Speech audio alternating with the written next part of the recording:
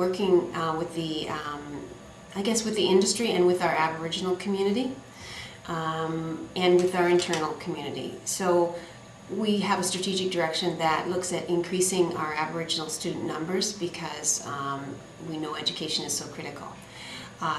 We also have a direction that encourages us all to make the college a more welcoming environment and reflective of the Aboriginal culture.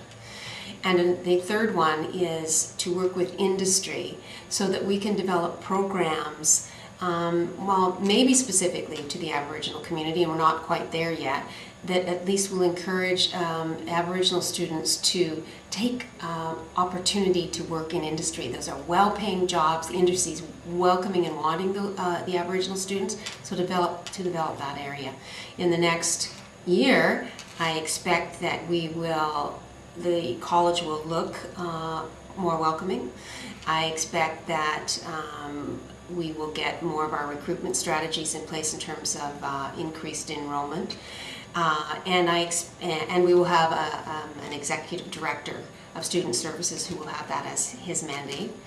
And the third one is we will have at least the plan in place with the number of the big industries to move forward with some plans. And that's all to do with the Aboriginal? Absolutely, all to do with the Aboriginal. Now, we obviously have a First Nation here, Aamjiwnaang, but I'm assuming you're talking about beyond Aamjiwnaang. Absolutely. Certainly, I think the Aamjiwnaang First Nations would be first, but we would be looking at Walpole, Stony Creek, Chippewa on the Thames.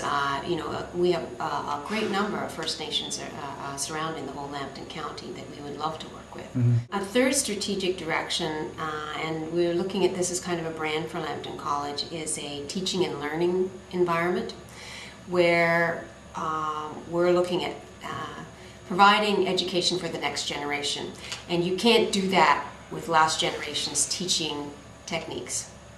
So we are moving, from that old chestnut, the sage on the stage, to the guide on the side. But I mean that even more actively. So we've developed an active learning award.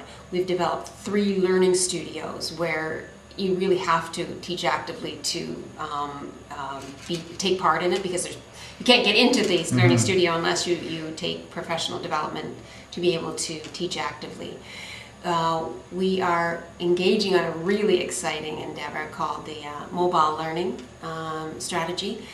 And what that is allowing students to utilize their own personal computing devices as opposed to desktops.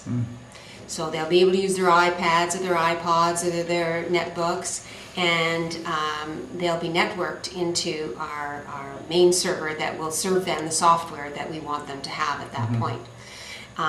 That's great because students are going to expect that anyway.